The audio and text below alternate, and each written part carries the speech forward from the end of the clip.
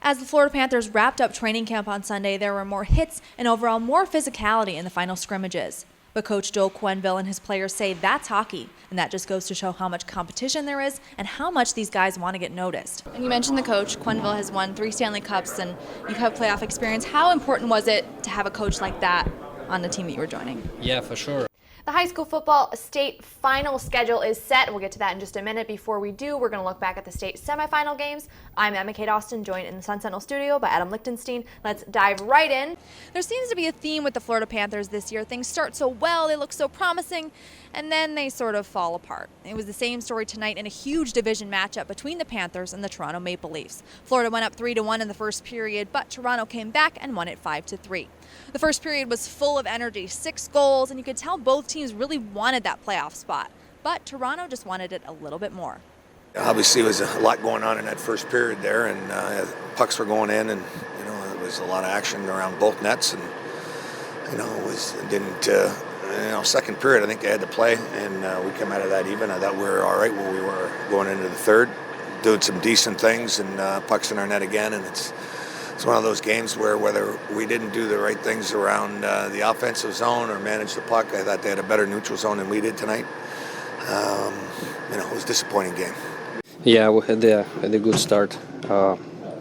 Unfortunately, we blow our lead. It seems that we give up easy goals. Not necessarily goals.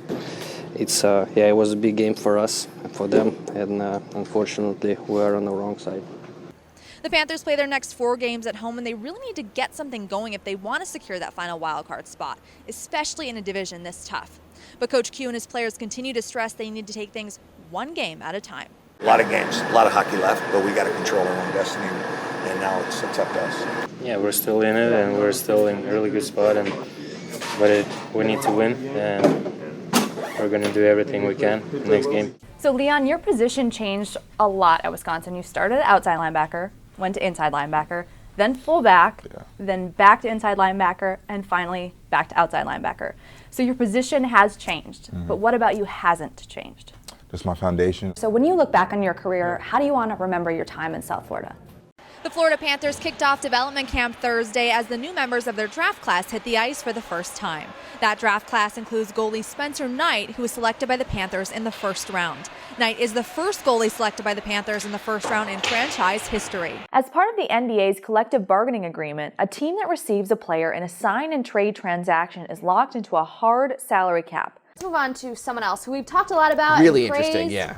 And now there's some questions there with Bam Adebayo, whose minutes have taken just a hit. I mean, 3 of the last 4 games, he played 4, 5, 7 minutes, and a combined 3 points in those games. And what coincides with that is Kelly Olynyk being back. Injured Alabama standout quarterback Tua Tagovailoa is entering the 2020 NFL Draft.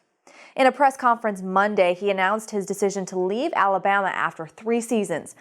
After a relatively quiet first period, everything opened up in the second. 5 goals, penalties, power plays, and a lot more urgency for both teams. How do you put this into words? The Super Bowl, this is the biggest game. You probably worked for this your whole life. How does it feel?